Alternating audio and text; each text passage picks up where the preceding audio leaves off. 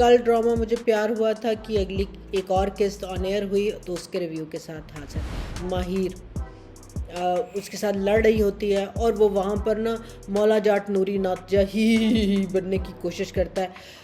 But I am sorry, over and over मुझे realise हो रहा है कि अरीब जो है ना वो आई डोंट थिंक उस में अभी एक्टिंग की इतनी रेंज है, उसको काम करने की और ज़रूरत है। मगर फ़ाहा स्पॉट ऑन। दोबारा कहना चाहूँगी वही बात जो मैंने पिछली दफ़ा कही कि रेप को खुदारा अपनी टीआरपी के लिए ट्रिवलाइज मत कीजिए, स्टॉप डूइंग इट। अब माहिर के किरदार को एक्टिंग दिखाने का मौका मिला कि okay fine, she is been through, उसको अपने हस्बैंड की सपोर्ट है, नीलो उसको सपोर्ट कर रही है, तो she is asserting her right. वो डिफाई कर रही है, वो पुलिस वाले को भी डिफाई कर रही है, वो अपनी माँ को डिफाई कर रही है।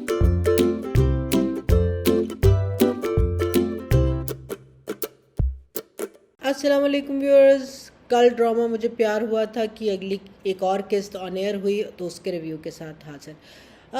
ये किस्त भी पिछली किस्त से बहुत करीब जुड़ी रही और एक ही जगह पर तकरीबन खड़ी रही कि साद घर के अंदर है और उससे अगर एक घर का फ़र्द जेल के अंदर हो तो उससे जुड़े हुए रिश्तों पे क्या असर पड़ता है, और ख़ास तौर पे जब सिचुएशन मुझे प्यार हुआ जैसी हो।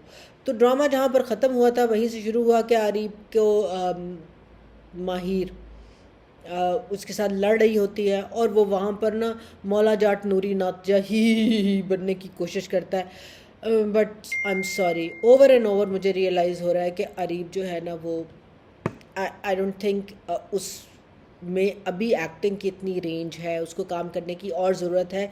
जहाँ वो एक सॉफ्ट गिटार बजाता गाने गाते विलन से मौला जाट टाइप विलन में तब्दील हो सके, जो अपनी माँ का भी उल्लू लगाए कि वो उसने अपने होने वाली बहू के ऊपर हाथ डालने की कोशिश की। मुझे बताएं, एक इतना बड़ा घर है, घर में इतना बड़ा इंसिडेंस हो गया आपकी होने वाली बहू पे, आपकी नीस के पर किसी ने खुदा न खास्ता रेप अटेम्प्ट कर दी और आपको पता ही नहीं चला।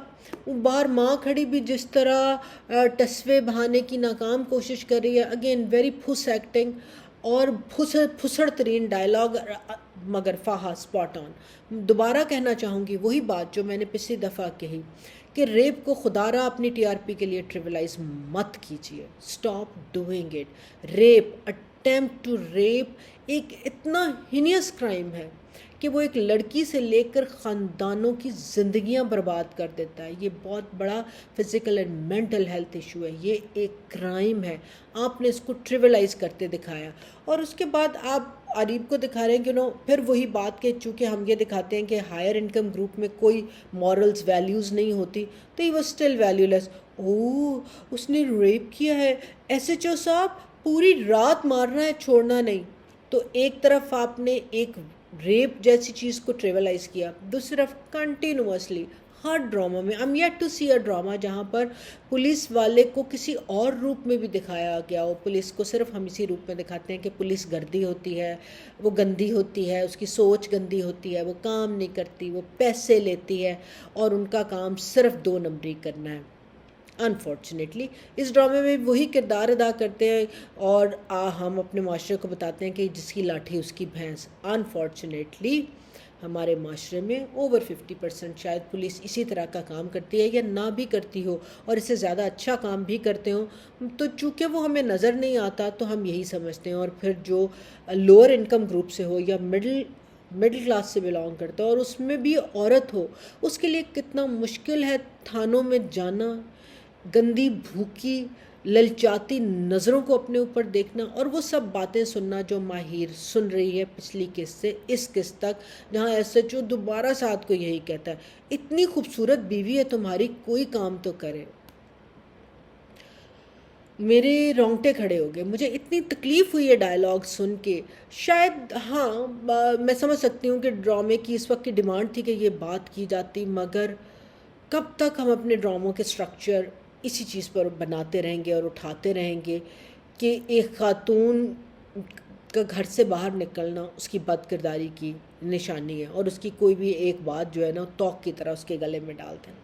तो दूसरी बात इसमें जो पिछली दफ़ा भी ठीक है, आप पुलिस को जिस मर्जी रोल में दिखाइए, मगर कानून और कानून से मुंसलिक बातों को सही तरीके से बताइए, जिस तरह अब बताया गया।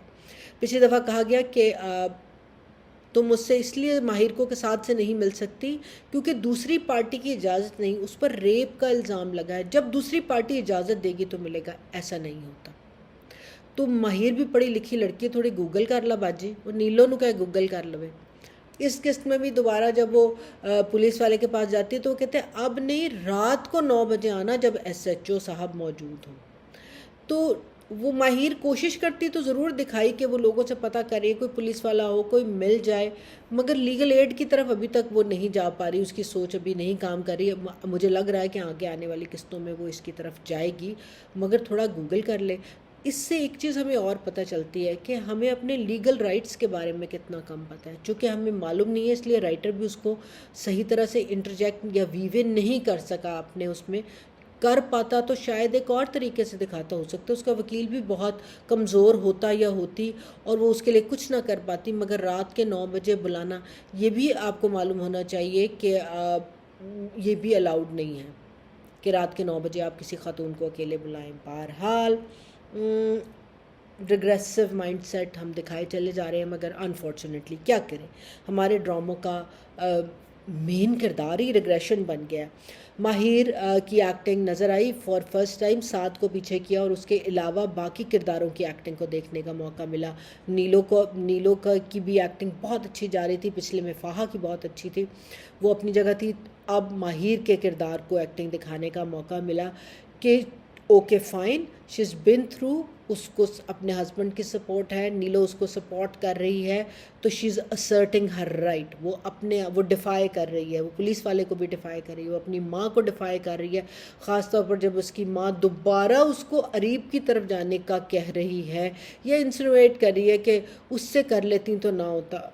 उफ, ये मेरे लिए बड़ा तकलीफ़ दे है। कोई भी माँ अपनी ब्याही हुई बेटी को उसके यार के पास जाने के लिए नहीं कहती। So I am sorry, that's a big yuck for me. बहुत ही किस्म की बात लगती है मुझे।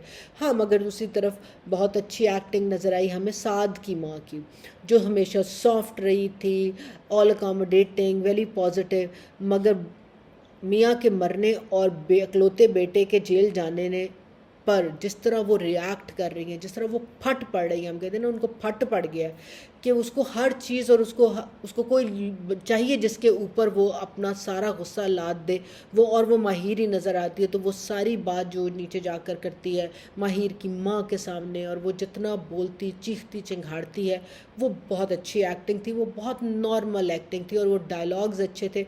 और वाकई वो किसी हालत में आप देखें तो वो डायलॉग ऐसे ही हो पा सकते हैं, एक माँ के सदमे में जिसको कुछ मालूम नहीं वो क्या करे, एक बेटा जेल के अंदर है और फिर हमसाए भी आके मज़े ले रहे हों, और वो आगे से आकर कहेंगे अच्छा जी अब ये होगा और तुम्हारा रिश्ता नहीं आएगा। एक तो हर चीज़, इतने बंदा मर गया तेरा रिश्ता नहीं आएगा, मेरा टिंडा गलत निकला है रिश्ता नहीं आएगा, नलके च पानी नहीं आ रहा है रिश्ता नहीं आएगा, और माफ़ कर दो। पहले तो पकड़ के मारूं ऐसे हमसायों को। हमारे हमसायागिरी का जो मुल्क में रवाज है, वो हमसाए तो कहते हैं वो तो माँ जाए से हमसाया ज़्यादा करीब होता है। तो उनमें से पूरे हमसाए को वो जो हमसाई आई उसको ये ख़बर थी कि पूरे हमसाए में 2 लड़कों ने आके हर घर की घंटी बजाई और ये बता कर गए कि ये हुआ और वो जेल में है।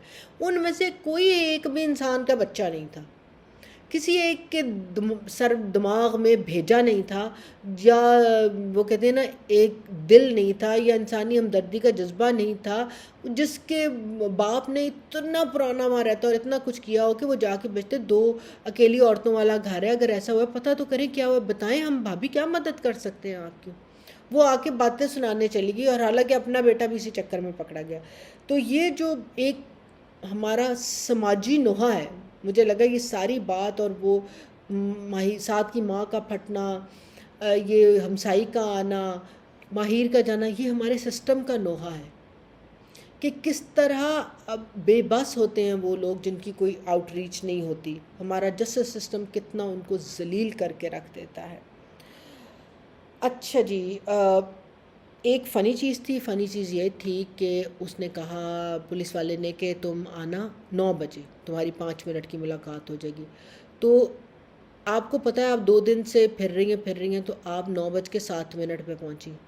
तो 9:07 पे आप क्यों पहुंची ना? सारा दिन था आपके पास, जल्दी आती हैं आप। और दूसरा ये कि इतना बड़ा बैग था, तो कह रही है आपके पास पेपर पेंसिल है, आप अपने मियाँ के लिए निकले हो, आपको पेपर पेंसिल पैसे हर चीज़ की ज़रूरत होगी, इतने बड़े थैले में कागज़ भरा हुआ था आपने। डायरेक्टर साहब, ये दो बातें जो हैं थोड़ी सी यहाँ पर आप थोड़े चूक गए। हाँ, आप ये भी कर सकते थे कि वो 9 बजे पूरे पहुँचे और एसएचओ मौजूद नहीं, जैसे जो अभी भी मौजूद नहीं था कि एसएचओ साहब मौजूद नहीं, वो चले गए, उनको कहीं और जाना पड़ गया। मगर ये नहीं होता कि 7 मिनट देर होगी तो इधर केड़ा टाइम दे नाल ओदी बत्ती ऑन ऑफ करनी थी। जो एसएचओ साहब ने साध के साथ किया, खाने से लेकर उसको इमोशनली उसकी मेंटल हेल्थ को चैलेंज करने में उसकी बीवी के साथ,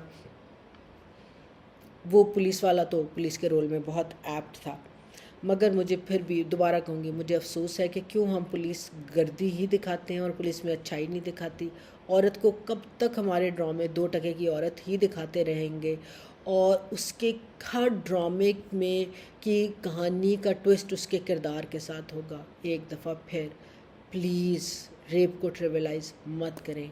आई होप टू सी कि आरीब की माँ को शायद सही पता चले और उसको एज अ पढ़ी लिखी एनलाइटेंड वुमन ये ख्याल आए कि रेप को ट्रिविलाइज नहीं किया जा सकता। And that's the twist I would wish to C.